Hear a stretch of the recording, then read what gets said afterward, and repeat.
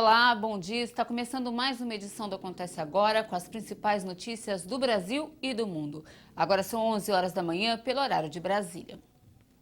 Vamos aos destaques de hoje. O presidente Jair Bolsonaro e governadores da Amazônia Legal devem se reunir amanhã para tratar das queimadas. O governo quer a ajuda dos estados para enfrentar o problema. As Forças Armadas brasileiras já atuam na operação de combate aos incêndios florestais na Amazônia. Neste domingo, mais 3 estados foram autorizados a receber o reforço dos militares: Acre, Mato Grosso e Amazonas. Rondônia, Roraima, Tocantins e Pará já formalizaram o pedido de ajuda. O presidente Jair Bolsonaro marcou para esta terça-feira uma reunião com os governadores dos 9 estados da Amazônia Legal para tratar das queimadas na região. A mobilização acontece depois que o presidente assinou o decreto que autoriza a garantia da lei e da ordem na região da Amazônia Legal. O ministro da Defesa, Fernando Azevedo, afirmou que vai apoiar as investigações sobre uma possível ação criminosa de fazendeiros no dia 10 de agosto, batizado como Dia do Fogo. O ministro do Meio Ambiente, Ricardo Salles, pediu apoio aos estados para a fiscalização e controle das queimadas e reforço com o policiamento local. O Ministério da Economia anunciou a liberação imediata de 38 milhões e meio de reais para o combate aos incêndios. Pelas redes sociais, o presidente Jair Bolsonaro agradeceu aos chefes de estado de outros países pelo apoio para conter os incêndios na Amazônia. Bolsonaro afirmou que o Brasil é um país democrático, comprometido com a proteção ambiental e que respeita a soberania de cada país. Agora uma boa notícia para o bolso. Aposentados e pensionistas começam a receber a partir de hoje a primeira parcela do 13º salário. Segundo a Previdência Social, devem ser injetados cerca de 22 bilhões de reais na economia. Cerca de 30 milhões de beneficiários vão receber a gratificação na folha mensal de pagamentos do INSS até o dia 6 de setembro. Só essa primeira parte de recursos liberados deve injetar cerca de 22 bilhões de reais na economia neste terceiro trimestre. Vão ter direito ao 13º salário quem, durante o ano, recebeu os benefícios de aposentadoria, pensão por morte, auxílio-doença, auxílio-acidente, auxílio-reclusão e salário-maternidade. No caso de auxílio-doença e salário-maternidade, o valor do abono anual deve ser proporcional ao período recebido. Nessa primeira metade do abono, não vai haver desconto de imposto de renda. O tributo sempre é descontado na segunda parte do pagamento. Os valores vão ser depositados na conta corrente em que o segurado recebe o benefício mensal do INSS. A segunda parcela deve ser paga junto com o benefício de novembro, a partir do dia 25. A antecipação de metade do 13º salário já costuma acontecer desde 2006, mas as decisões são tomadas anualmente. Este ano, o governo editou uma medida provisória para tornar essa antecipação obrigatória. No destaque internacional, o líder da organização política Hezbollah ameaçou Israel neste domingo depois de um ataque de drone contra alvos do movimento no sul de Beirute. A ação ocorreu após outro ataque israelense na Síria contra posições no Irã. O Líbano denunciou neste domingo uma agressão de Israel após a queda de 2 drones na periferia sul de sua capital Beirute, reduto do movimento xiita pró-iraniano Hezbollah. A organização considerada terrorista pelos Estados Unidos e Israel é um importante ator político e militar no Líbano, onde tem representação no governo e no parlamento. O líder libanês do Hezbollah, Hassan Nasrallah, ameaçou Israel com represálias pelo ataque com drones. O primeiro dispositivo caiu e o segundo explodiu no ar, causando danos materiais em um dos centros de mídia do grupo. A partir de agora, faremos o que for necessário para impedir que os drones israelenses entrem no espaço aéreo libanês. Quando isso acontecer, nós o destruiremos. Os eventos no Líbano ocorreram algumas horas depois que Israel anunciou que havia atacado a vizinha Síria para impedir, segundo afirmou, que uma força iraniana lançasse de lá um ataque com drones contra o território israelense.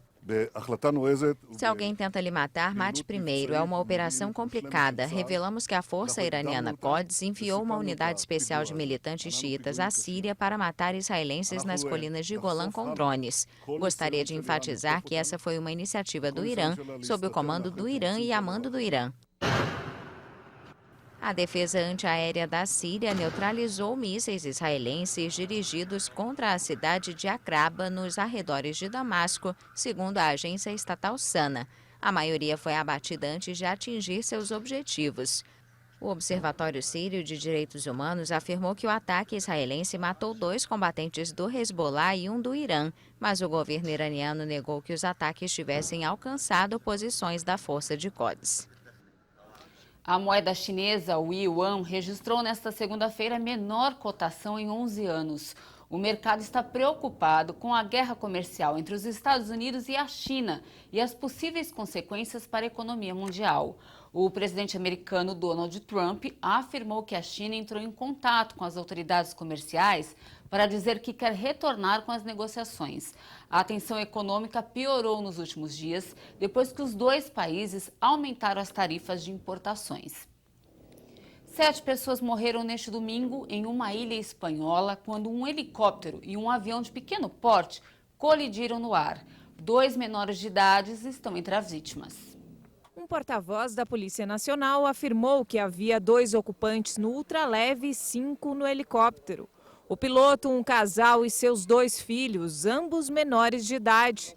O helicóptero era matriculado na Alemanha, mas a identidade e nacionalidade das vítimas ainda não foram determinadas. A Guarda Civil indicou que as causas do acidente estão sendo investigadas.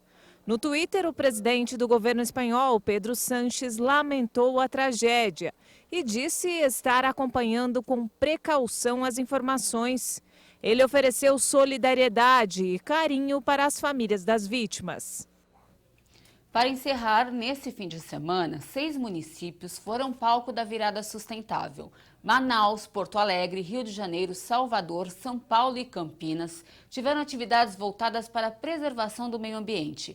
E o melhor de tudo, de graça. Vamos conferir como foi. Aqui nesse espaço de convívio comunitário na zona leste de São Paulo, o dia foi mais sustentável. A dona Marialda e a dona Cecília vieram aqui para construir algo diferente. Um terrário.